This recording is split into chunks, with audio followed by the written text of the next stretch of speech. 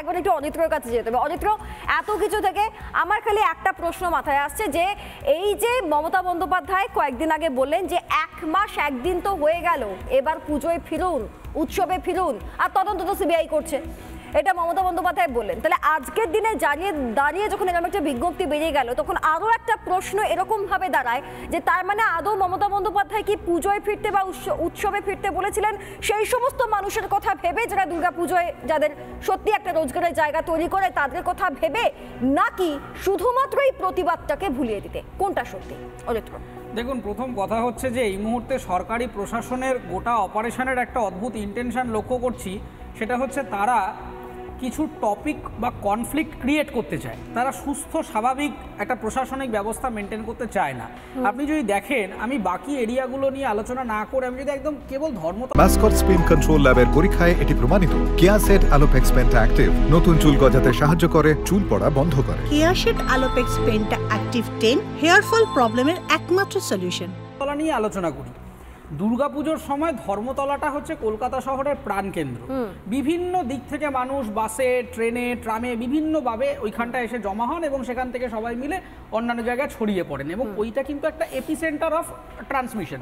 এবং এই পুরো লজিস্টিক্সের আমার প্রাণকেন্দ্রতেই যদি 144 ধারা বা 163 বিএনএসএস জারি করা হয়, এটা বাস্তবিকভাবে সম্ভব নয়। তার কারণ হচ্ছে সেখানে একটা বিশৃঙ্খলা তৈরি হয়ে যেতে পারে। এবার দেখুন, কিছু হলেই একটা অদ্ভুত এখন দাবি শুরু হয়েছে বিশেষ সূত্র। এই বিশেষ সূত্রটা কি আমি জানি না। একটা বিশেষ সূত্র আমি জানি, আমাদের পশ্চিমবঙ্গের সব থেকে বড় গোয়েন্দা শ্রী কুণাল ঘোষ মহাশয়, যিনি কিনা মাঝে মধ্যেই ওই বিভিন্ন অডিও রেকর্ড ভাইরাল করে দেন, এই ঘোষ সাহেব একটা বিশেষ সূত্র, কারণ ওদের দলের একজন সহকর্মীর টেপ নাকি ভাইরাল করে দিয়েছিল। মানে একজন দলীয় ব্যক্তি পুলিশের যদি সূত্র হয় তাহলে সেটা জানি না। এর আগে আপনারা ইস্ট বেঙ্গল মোহনবাগান ম্যাচে দেখেছেন যে একটা বিশেষ সূত্র থেকে নাকি খবর পেয়েছিল কি নাকি নাশকতার প্ল্যান করা হতে পারে, এই হতে পারে বলে দুজন পেটি ক্রিমিনালকে কোথা থেকে ধরেছিল, তারপর সেখান থেকে আদালত থেকে ভাগিয়ে দিয়েছে। যাই হোক, এখন বিষয়টা হচ্ছে যে 144 বা 163 ধারা জারি করাটা সম্পূর্ণ বেসলেস, এবং এটা ইচ্ছাকৃতভাবে একটা মানুষের মধ্যে ভয় এবং শঙ্কা তৈরি করে রাখা। এবং আর কিছু কিছু জায়গায়, সেন্সিটিভ জায়গায় আপনি যদি দেখেন, এরা দীর্ঘদিন ধরে, এর আগে শ্যামবাজারেও কিন্তু ওই এরিয়াটায় কিন্তু একটা 163 জারি হয়েছিল। সরকারের এখন একটা ভয় হচ্ছে যে ইতিমধ্যেই জানা যাচ্ছে যে বেশ কিছু প্যান্ডেল কিন্তু আরজিকর ঘটনার প্রতিবাদটাকে বিভিন্নভাবে তাদের থিমের মধ্যে অ্যাডাপ্ট করছে। যেটা দুর্গাপূজার কালচার, এটা এর আগেও হয়েছে, এটা ঘটনা বিশ্বজুড়ে হলে যে কোনো, মানে গত বছর আমরা এরকম বহু পুজো মণ্ডপে দেখেছি যে সিরিয়ার যুদ্ধ নিয়ে হচ্ছে, কিংবা ইসরায়েলের ঘটনা, এরকম বহু ক্ষেত্রে হয়েছে। কিন্তু এখানে যেহেতু আরজিকর ঘটনাটা সরাসরি সরকারের বিপক্ষে এবং প্রকাশ্যে খবরের কাগজে রিপোর্ট চলে আসছে যে কোথাও লাইটের শো এর মাধ্যমে করা হবে, কোথাও মণ্ডপ সজ্জার মধ্যে করা হবে, কোথাও হয়তো দেবী দুর্গার আদলটা ওইভাবে তৈরি করা হবে, কোথাও বা একটা ডেডিকেটেড মঞ্চ থাকবে যেখানে মানুষ গিয়ে ছবি আঁকবেন, কবিতা লিখবেন, একটা অবস্থান মঞ্চ টাইপের করা হবে।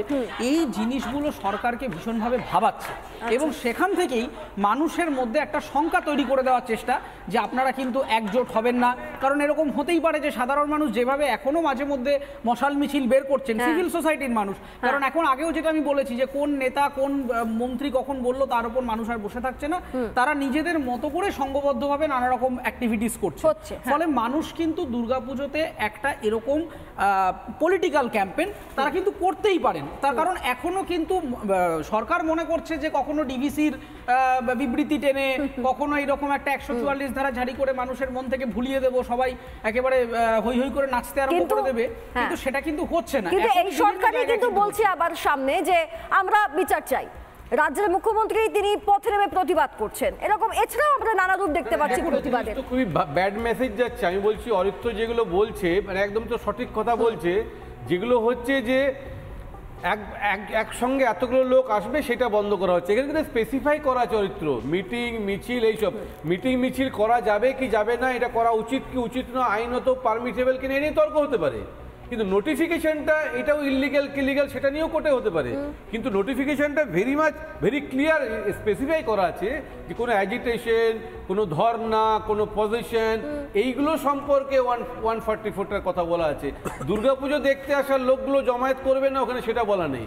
এবার যেটা কথা হচ্ছে যে করতে গিয়েও যেটা বললো যে অনেকে সেটা এটা করতে পারে, এজিটেশন করতে পারে, সেটা করা যায় কি যায় না এটা তর্ক হতে পারে। আমি বলছি তর্ক হতে পারে, এই নিয়ে আইন হতে পারে, জাস্টিফাইড হতে পারে, কিন্তু নোটিফিকেশনটা পার্টিকুলার একটা নির্দিষ্ট কারণে করা হয়েছে সেটা